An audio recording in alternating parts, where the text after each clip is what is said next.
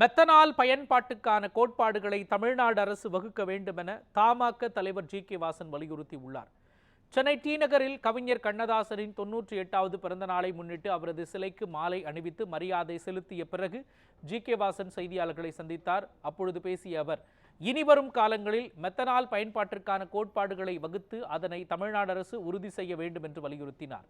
NEET தேர்வு முறைகேடுகளை வைத்து இந்தியாவின் கல்வி கட்டமைப்பை குறைத்து மதிப்பிடுவது நல்லதல்ல என்றும் அவர் தெரிவித்தார். நீட் தேர்வில் தவறு நடைபெற காரணமாக இருந்தவர்கள் தண்டிக்கப்படுவார்கள் என மத்திய அரசு அறிவித்திருப்பதை ஜி.கே. வாசன் வரவேற்றார். மேலும் எதிர்க்கட்சியினர் காழ்ப்புணர்ச்சி அரசியலை கல்வித்துறையில் புகுத்துவது சரியல்ல என்றும் ஜி.கே. வாசன் தெரிவித்தார். சிபிஐ விசாரணையின் மூலம் மட்டுமே உண்மை நிலை வெளிவரும்.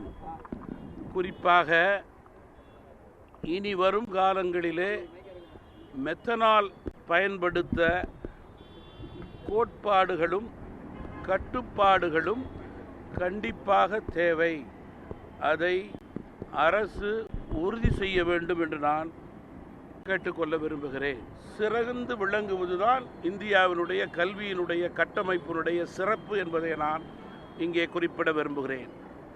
எதிர்கட்சிகள் தேர்தலிலே தோல்வியுற்ற பிறகு அரசியல் காழ்ப்புணர்ச்சியின் காரணமாக அரசின் மீது ஏதோ ஒரு களங்கத்தை ஏற்படுத்த வேண்டும் என்ற நிலையை உறுதிப்படுத்த வேண்டும் என்பதற்காக தற்போது நீட் தேர்வை காட்டி இந்தியாவினுடைய கல்வி கட்டமைப்பை குறைத்து மதிப்பிடுவது என்பது வருங்கால மாணவருடைய கல்விக்கு நல்லதல்ல, ஏற்புடையதல்ல.